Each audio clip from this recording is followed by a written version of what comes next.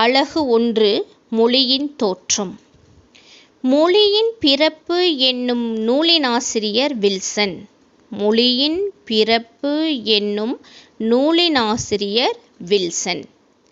மொழி என்பது மக்களின் மனதை காட்டும் கண்ணாடி என்பர் பில்ஸ்பரி மற்றும் மீடர்.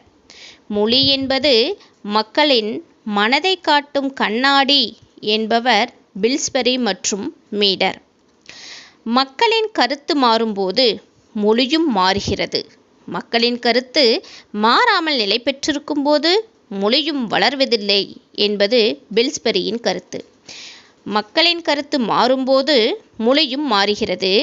மொழியின் கருத்து மாறாமல் நிலை பெற்றிருக்கும் போது மொழியும் வளர்வதில்லை என்பது பில்ஸ்பரியின் கருத்து. பழக்கம் என்ற விளைநிலத்தில் பயிராக்கப்பட்ட பயிர் மொழி என்கிறார் சாவே சுப்பிரமணியன்.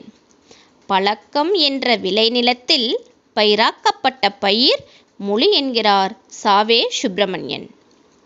மொழியின் தோற்றம் பற்றிய ஆராய்ச்சி பயனற்றது என்னும் முடிவுக்கு வந்தோர் பிரெஞ்சு அகாடமி கழகத்தினர். மொழியின் தோற்றம் பற்றிய ஆராய்ச்சி பயனற்றது என்னும் முடிவுக்கு வந்தோர் பிரெஞ்சு அகாடமி கழகத்தினர். தமிழும் வடமொழியும் சிவபெருமானின் தமரிக அதாவது உடுக்கை ஒளியிலிருந்து பிறந்தன என்ற கதை உள்ளது. தமிழும் வடமொழியும் சிவபெருமானின் தமருக அதாவது உடுக்கை ஒளியிலிருந்து பிறந்தன என்ற கதை உள்ளது.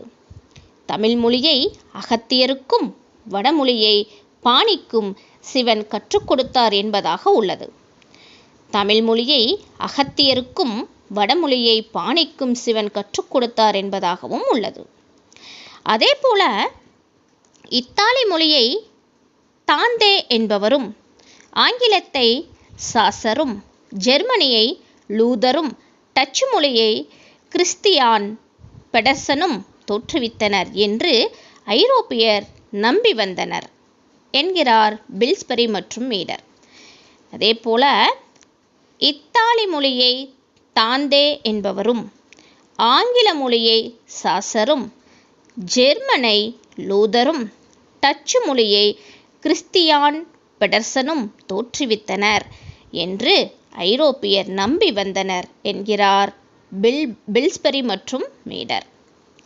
மொழி தோன்றி தொடக்கத்தை அடிப்படை